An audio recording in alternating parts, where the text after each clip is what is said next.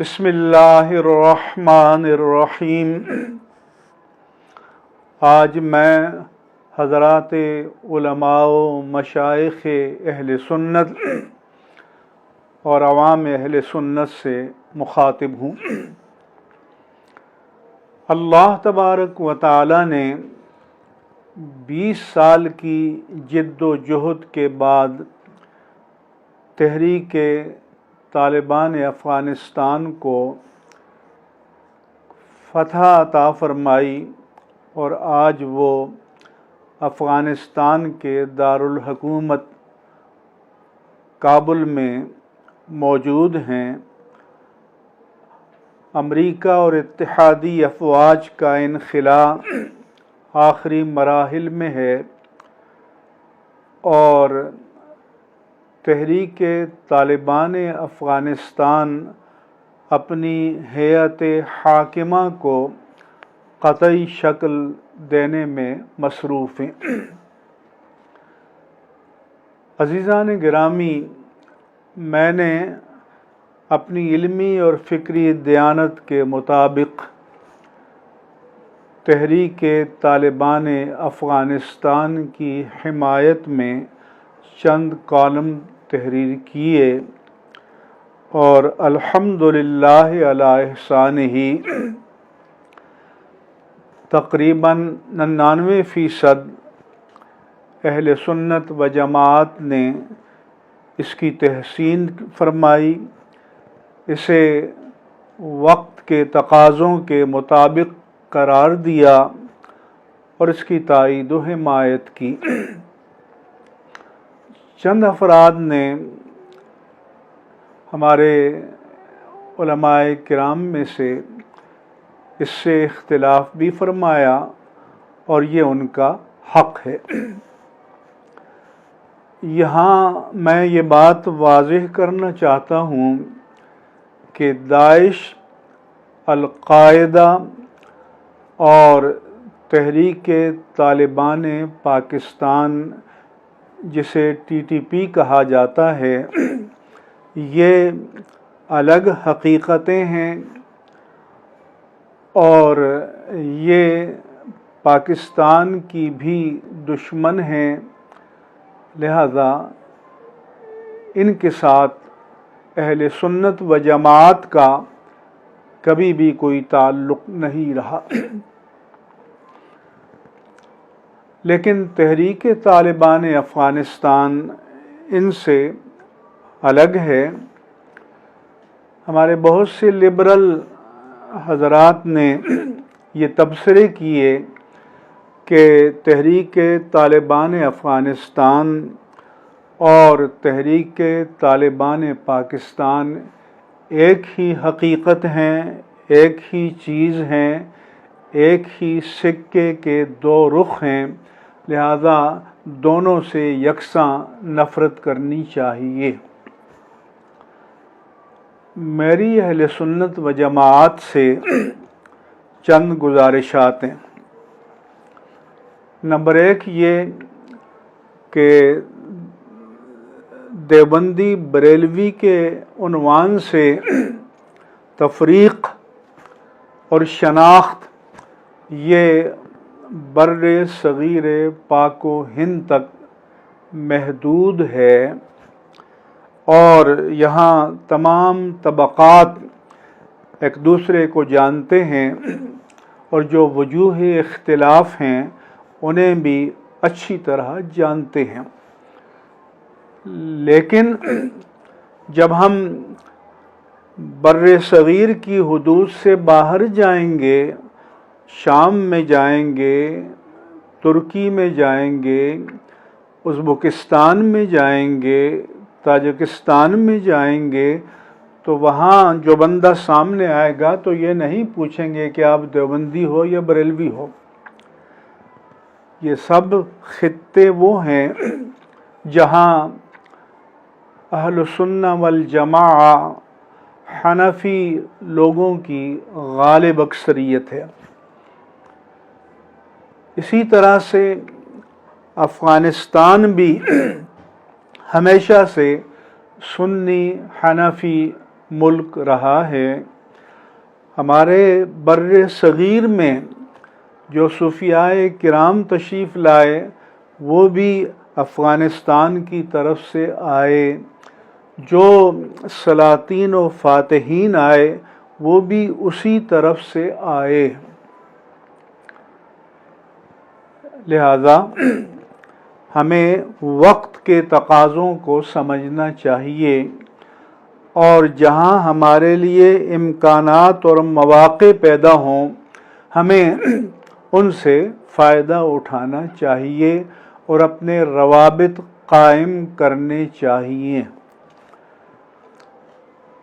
عزیزان گرامی، ہم آپ سب جانتے ہیں کہ جب سوویت یونین کے خلاف افغانستان میں جہاد ہو رہا تھا تو اس وقت شرق اوسط کے تمام ممالک، امریکہ اور اتحادی، یہ سب مجاہدین کی حمایت میں تھے، کیونکہ سوویت یونین متحدہ دشمن تھا جو اشتراکیت، اشتمالیت اور کمیونزم کا علم بردار تھا۔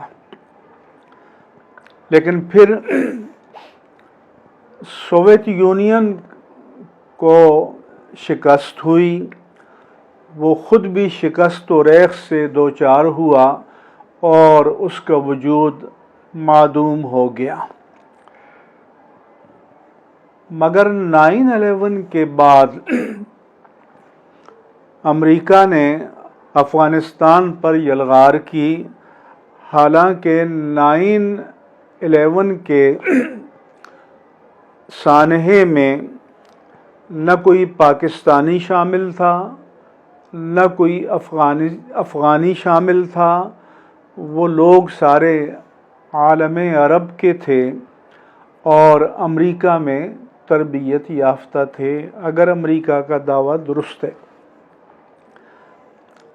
مگر پھر وہی امریکہ مجاہدین کا دشمن ہوا، 20 سال تک اس نے افغانستان میں مظالم ڈھائے، لاکھوں انسانوں کو اس نے ظالمانہ طور پر موت سے ہمکنار کیا۔ بگرام جیل اور گوانتانامو بے کے اقوت خانے ایجاد کیے اور تحریک طالبان افغانستان امریکہ اور اتحادی افواج کے خلاف اپنے وطن کی آزادی کے لیے مصروف جہاد رہی، اور بالآخر اللہ تبارک و تعالی نے اگست 2021 میں ان کو فتح سے ہمکنار فرمایا۔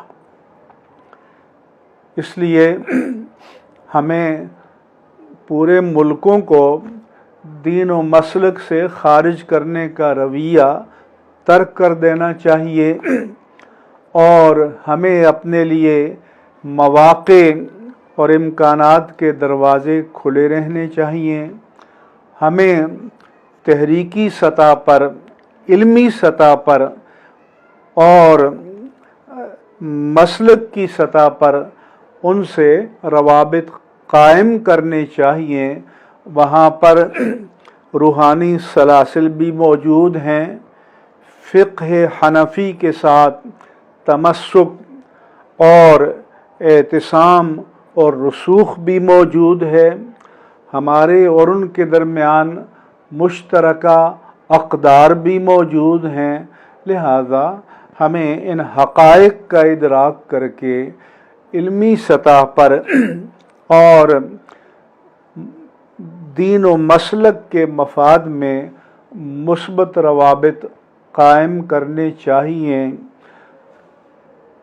اللہ تبارک و تعالیٰ کا فرمان ہے، یا ایھا الذین آمنوا اجتنبوا کثیرا من الظن، اے مومنوں بہت سے گمانوں سے بچا کرو۔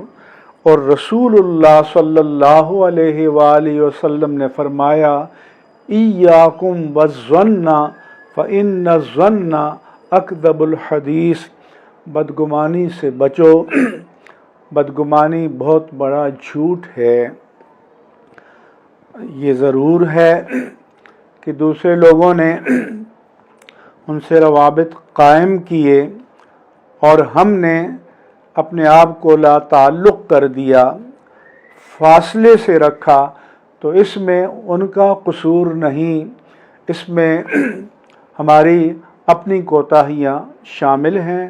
اس لیے ہمیں اپنی جو پوری ایک طرح سے سوچ تھی، فکر تھی، اور ماضی قریب کا جو ہمارا ایک انداز نظر تھا، اس پر نظر ثانی کی کوشش کرنی چاہیے اور نئے حالات میں نئے انداز سے اس پورے خطے کے مسلمانوں کے ساتھ روابط قائم کرنے کے لیے بنیادیں قائم کرنی چاہیے اور بنیادیں تلاش کرنی چاہیے۔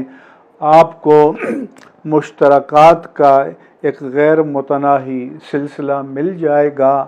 احناف کے فقہائے کرام جو ماوراء النہر سے ہماری کتب فقہ میں جن کا تذکرہ آتا ہے، ان سب کا تعلق اسی خطے سے رہا ہے۔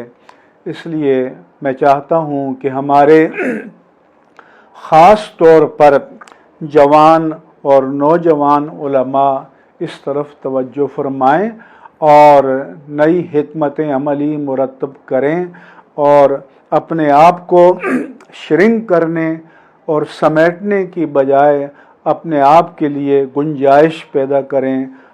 اللہ تبارک و تعالی ہمیں بہترین فکر، بہترین بصیرت، دانش، عقل، فہم اور گہرائی اور گیرائی نصیب فرمائے۔ آمین یا رب العالمین بجاہ سید المرسلین وآخر دعوانا ان الحمد للہ رب العالمین۔